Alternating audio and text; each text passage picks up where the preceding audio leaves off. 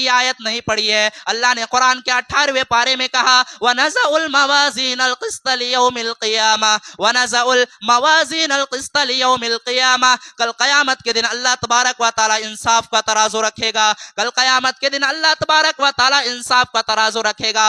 فَلَا تَظْلَمُ نَفْسٌ شَيْئًا. اس وہ ترازو ایسا ہوگا وہ کسی کے ساتھ ناانصافی نہیں کرے گا, وہ کسی کے ساتھ ظلم نہیں کرے گا. وَإِن كَانَ مِثْقَالَ حَبَّةٍ مِّنْ خَرْدَلٍ أَتَيْنَا بِهَا وَكَفَى بِنَا حَاسِبِينَ. اللہ تبارک و تعالیٰ فرماتا ہے میرے بندو, اگر تم نے رائی کے دانے کے برابر بھی اگر نیکی کی ہوگی یا رائی کے دانے کے برابر بھی اگر تم نے گناہ کیے ہوگے, وہ سارے کے سارے نیکی اور وہ سارے کے سارے گناہ ہمارے ترازو پر تولا جائے گا.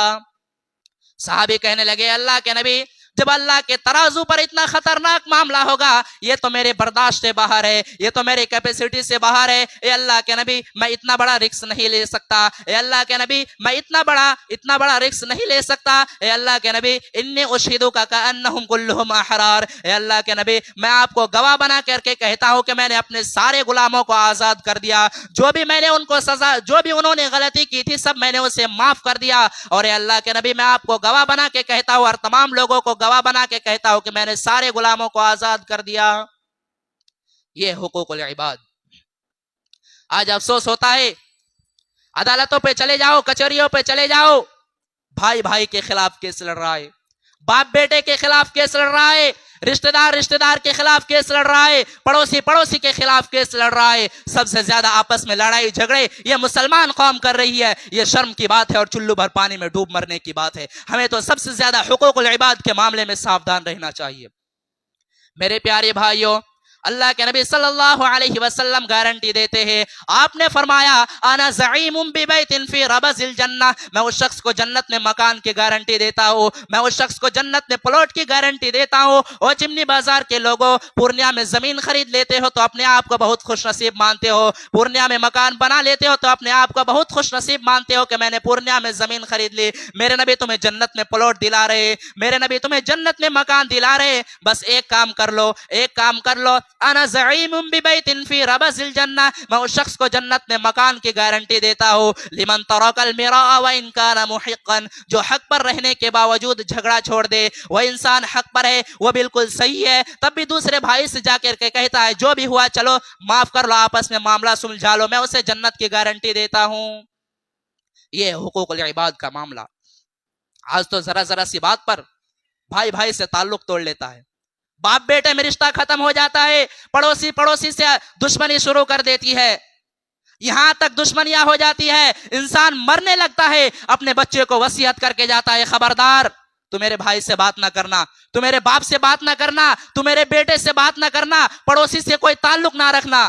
یہ کون سا لفظ ہے؟ مرنے کے وقت بھی وصیت کر کے جاتا ہے, زندگی بھر دشمنی رکھنے کے بعد بھی مرنے کے وقت اپنے بچے کو وصیت کر کے جاتا ہے.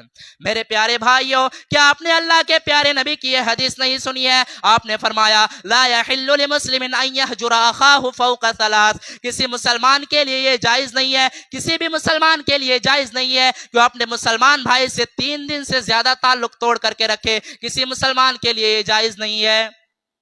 اسی لیے ہماری شریعت نے ہمیں سلام سکھایا ہے, جب بھی اپنے مسلمان بھائی سے ملا کرو سلام کیا کرو. میرے پیارے بھائیوں, یہ سلام تو کوئی معمولی چیز نہیں ہے. دشمن بھی آپ کو ملے گا, آپ کہیں گے السلام علیکم, آپ نے سلامتی کی دعا کر دی, ورحمت اللہ وبرکاتہ, آپ نے رحمت کی دعا کر دی, آپ نے برکت کی دعا کر دی. آپ کا دشمن ہے, آپ سے کوئی تعلق نہیں ہے, لیکن آپ نے جب اس کے لیے سلامتی کی دعا کر دی, رحمت کی دعا کر دی, برکت کی دعا کر دی, سارے دل کی دشمنی مٹ گئی, جتنی دشمنیاں تھی ساری دشمنی ختم ہو گئی. اسی لیے اللہ کے نبی صلی اللہ علیہ وسلم جب مکہ سے مدینہ ہجرت کرتے ہیں, اپنے صحابہ کو پہلی نصیحت کیا کرتے ہیں؟ میرے صحابے افسو السلام بینکم, آپس میں سلام کو پھیلاؤ, آپس میں سلام کو عام کرو. تو سلام کیا کرو, یہ سلام بہت بڑی چیز ہے, یہ سلام بڑی بڑی دشمنیاں کو ختم کر دیتی ہے. تو سلام کو پھیلایا کیجئے اور آپس میں دشمنی نہ مت رکھیے. صحابہ کے درمیان بھی اختلافات ہوئے, صحابہ اکرام کے اندر بھی دشمنیاں ہوئی, لیکن صحابہ نے دل میں بغض نہیں رکھا.